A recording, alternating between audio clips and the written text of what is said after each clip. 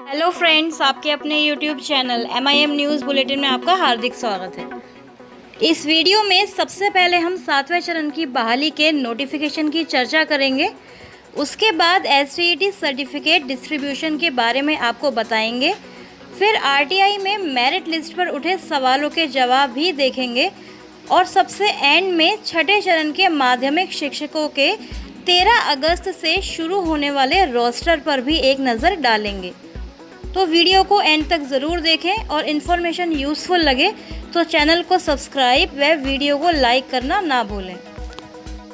बिहार शिक्षा विभाग के प्रधान सचिव श्री संजय कुमार के बयान वाले ट्वीट से यह बात तो स्पष्ट हो चुकी है कि छठे चरण के शिक्षक नियोजन की प्रक्रिया पूरी कंप्लीट होने के बाद ही 7वें चरण की बहाली स्टार्ट हो पाएगी।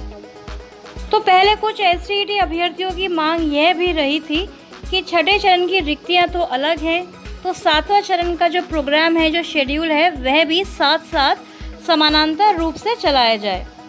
लेकिन प्रधान सचिव संजय कुमार ने इस चीज़ को भी क्लियर कर दिया है कि छठे चरण की शेष रिक्तियों को 7th फेज़ में जोड़कर बहाली शुरू की जाएगी। तो फ्रेंड्स, पॉसिबल है कि दिसंबर 2021 एंड तक या फिर जनवरी 2022 में 7th फेज़ का नोटिफिकेशन देखने को मिल जाए। लेकिन यह तभी संभव होगा जब बिहार सरकार तत्परता दिखाए और उससे पहले ही यानी छठे चरण के कंप्लीट होते होते ही STET का प्रमाण पत्र भी जारी कर दे। और पिछले ट्रैक रिकॉर्ड को अगर हम देखें तो अब तक बिहार बोर्ड द्वारा फेल या पास सभी TET अभ्यर्थियों को प्रमाण पत्र जारी किए गए हैं, जैसा कि हमने 2017 बिहार TET में भी देखा है। तो इस बार STET 2019 में भी यही आसार दिखाई दे रहे हैं कि सभी STET कैंडिडेट्स को सर्टिफिकेट इशू किए जाएंगे। उसमें मेरिट या नॉट इन मेरिट का कॉलम होगा या नहीं, यह एक अलग मुद्दा है। इसका फैसला तो बिहार बोर्ड ही करेगा, वह भी शिक्षा विभाग की सहमति द्वारा ही ये फैसला किया जाएगा। तो आइए इसे सर्टिफिकेट वितरण से जुड़े एक RTI पर नज़र डालते हैं। और यह तो आप जानते ही हैं कि STET 2019 के रिज़ल्ट पर विभिन्न तरह के RTIs किए गए हैं और जाहिर सी बात है कि ये किन्हीं STET अभ्यर्थियों द्वारा ही किए गए होंगे। तो सबसे पहले यह RTI देखिए जिसमें बिहार विद्यालय परीक्षा समिति से प्रश्न पूछे गए हैं। प्रश्न नंबर 1, how merit list is prepared without document verification. प्रश्न नंबर 2, will there be document verification before certificate distribution. यानी डॉक्यूमेंट्स वेरीफाई किए बिना मेरिट लिस्ट का निर्माण कैसे किया गया और क्या प्रमाण पत्र वितरित करने से पहले डॉक्यूमेंट्स की जांच की जाएगी। तो इसके जवाब में बिहार विद्यालय परीक्षा समिति द्वारा कहा गया है, उक्त के संबंध में सूचित करना है कि विभागीय निर्देश के आलोक में समिति का कार्य परीक्षा संचालित कर परीक्षा फल प्रकाशन का है। मेधा सूची की तैयारी करने हेतु प्रमाण पत्रों का सत्यापन किया जाना अपेक्षित नहीं है। प्रमाण पत्रों के वितरण एवं प्राप्ति हेतु विधिवत जानकारी समिति स्तर से विज्ञप्ति के माध्यम से दी जाएगी। तो फ्रेंड्स, यहाँ एक चीज़ तो क्लियर है कि बिहार विद्यालय परीक्षा समिति द्वारा जब STET का नोटिफिकेशन का पालन किया गया है और रिक्तियों के बराबर मेरिट लिस्ट बनाई गई थी, जिस पर बाद में शिक्षा मंत्री विजय कुमार चौधरी द्वारा यह कहा गया कि यह नियुक्ति की मेरिट लिस्ट नहीं है, केवल पात्रता परीक्षा है और मेधा सूची तो संबंधित नियोजन इकाइयों द्वारा बनाई जाएगी। और उनके द्वारा डिफरेंट टाइम पर बदलते हुए बयानों ने ही STET अभ्यर्थियों में भी गतिरोध पैदा कर दिया है और अभ्यर्थी मेरिट व नॉन मेरिट के नाम पर आपस में ही लड़ रहे हैं। खैर, दूसरे प्रश्न की तरफ चलते हैं।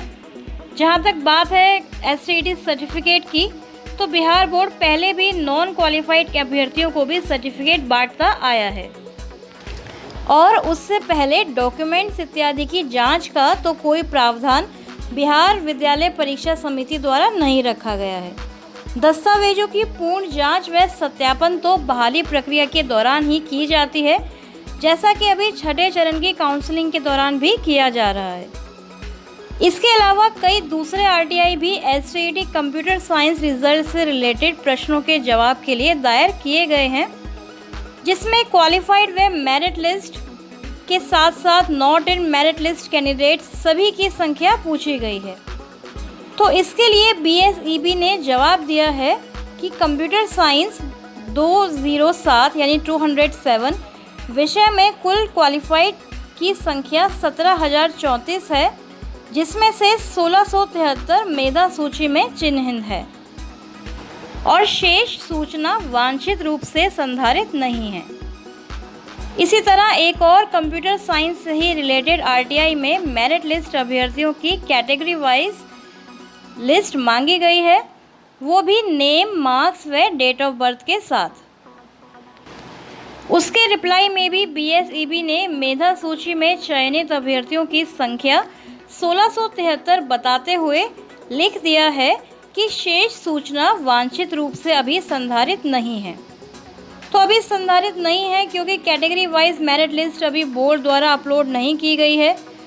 होपफुली सभी सब्जेक्ट्स की complete list with all details जल्द ही ऑफिशियल वेबसाइट पर अपलोड हो जानी चाहिए। इसके अलावा आपको बताते हैं कि 30,000 माध्यमिक शिक्षकों की बहाली का रोस्टर क्लियरेंस की प्रक्रिया पूरी, यानी प्रदेश में छठे चरण के तहत 30,020 माध्यमिक और उच्च माध्यमिक शिक्षकों की बहाली के लिए संशोधित शेड्यूल के तहत उप निदेशक के स्तर पर रोस्टर क्लियरेंस प्रक्रिया पूरी कर दी गई। जिला द्वारा कोटिवार विषयवार रिक्ति की सूचना नियोजन इकाई को 13 अगस्त तक उपलब्ध कराई जाएगी। नियोजन इकाई द्वारा कोटिवार विषयवार रिक्ति की सूचना का प्रकाशन 17 अगस्त तक किया जाएगा। 18 अगस्त से 17 सितंबर तक नियोजन इकाइयों में आवेदन जमा होंगे और पहले आवेदन दे चुके अभ्यर्थी दोबारा आवेदन नहीं करेंगे। 5 अक्टूबर तक औपबंधिक मेधा सूची का नियोजन समिति द्वारा अनुमोदन किया जाएगा। अनुमोदित मेधा सूची एवं रोस्टर बिंदु के आधार पर चयनित अभ्यर्थियों की सूची विद्यालयवार एवं विषयवार रिक्ति का जिले के NIC वेबसाइट पर प्रकाशन होगा। उसके बाद जिला स्तर पर नियोजन इकाई द्वारा काउंसलिंग के माध्यम से नियुक्ति पत्र वितरण की तिथि तय होगी। तो इन्हीं 30,020 रिक्तियों को 7वें चरण में जोड़ने की बात की गई है, यानी कि इनमें से जो रिक्तियां शेष रह जाएंगी वो आगे 7th फेज़ में कैरी फॉरवर्ड हो जाएंगी। ऑटोमेटिकली ऐसा ही किया जाता है, जो रिक्तियां शेष रह जाती हैं वो बहाली के अगले चरण में जुड़ जाती हैं। प्रारंभिक शिक्षकों की बात करें तो छठे चरण के तीसरे चरण की काउंसलिंग का शेड्यूल भी जल्द जारी होगा। आप जानते हैं कि राज्य में 94,000 प्रारंभिक शिक्षकों की बहाली के लिए 13 अगस्त तक दूसरे चरण की काउंसलिंग तय है। इसे ध्यान में रखते हुए शिक्षा विभाग के अपर मुख्य सचिव संजय कुमार ने नियोजन इकाइयों पर सतर्कता और निगरानी बढ़ाने का आदेश दिया है। वहीं जिन नियोजन इकाइयों की काउंसलिंग एवं मेधा सूची रद्द हुई थी, उनमें तैयारी होने पर तीसरे चरण में काउंसलिंग संबंधी शेड्यूल विभाग के स्तर से तैयार किया जा रहा है। प्रारंभिक शिक्षकों की बहाली प्रक्रिया के तहत सोमवार को गणित, विज्ञान एवं भाषा विषय के शिक्षक पद के लिए अभ्यर्थियों की काउंसलिंग जिला मुख्यालयों में हुई है। मंगलवार को कक्षा 1 से 5 तक के शिक्षक पद के लिए काउंसलिंग जिला मुख्यालयों में हुई, जबकि 13 अगस्त को पंचायत नियोजन इकाइयों में कक्षा 1 से 5 तक के प्रखंड शिक्षक मुख्यालय में काउंसलिंग कराई जाएगी। तो फ्रेंड्स, ये थी छठे चरण के नियोजन की भी अपडेट्स। आगे भी इसी तरह कोई बड़ी खबर आएगी तो आपको ज़रूर अपडेट करेंगे। तो इसी तरह बिहार SCET 7वें चरण की शिक्षक बहाली से रिलेटेड सभी खबरों को सबसे पहले पाने के लिए हमारे चैनल को सब्सक्राइब करें एवं बेल आइकन दबाना ना भूलें। Thank you for watching.